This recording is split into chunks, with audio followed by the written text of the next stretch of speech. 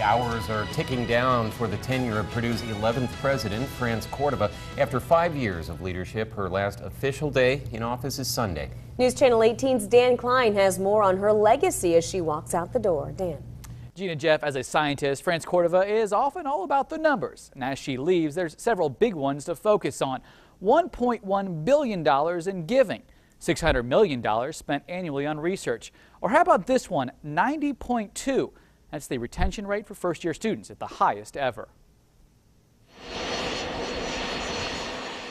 Cordova walked off the plane in 2007, Purdue's 11th president, the first female and the first Latina. It is now time to pull out the pencils, or I should say pull out the laptops, and develop a renewed strategy for the next several years. Now in 2012, it's time to look back at her strategies.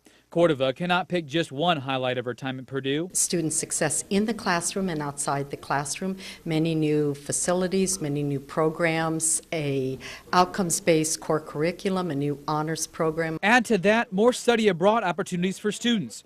Cordova says she doesn't see any opportunities she missed, but acknowledges there are unexplained things that happen that force you to change your approach. Of course, the biggest happening of the last few years was the very severe economic downturn. So that caused us to regroup, to do a lot of restructuring, refinancing, new plans. Which led to perhaps the biggest change the university and the greater Lafayette area will see as a whole going forward, an announcement that Purdue will be switching from the semester system to the trimester one. The switch will help the university create more revenue, while at the same time allow students to graduate quicker and spend less money, a topic which Cordova has worked on during her tenure. Financial aid has always been of concern, will continue to be of concern, and what we'd like to keep working on is making the net price far lower than the sticker price for higher education. Of course, the $100 million fitness center renovation, the creation of the School of Communication,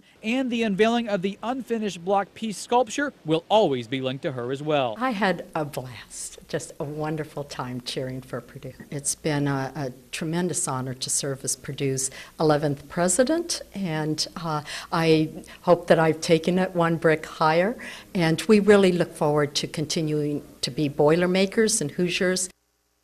In January, Cordova became chairman of the Board of Regents for the Smithsonian Institute. Along with her husband, Christian Foster, she plans to move back to Santa Fe, New Mexico, where the two met years ago. She envisions spending about 50% of her time in Washington, D.C. and 50% in Santa Fe. Dan Klein, News Channel 18.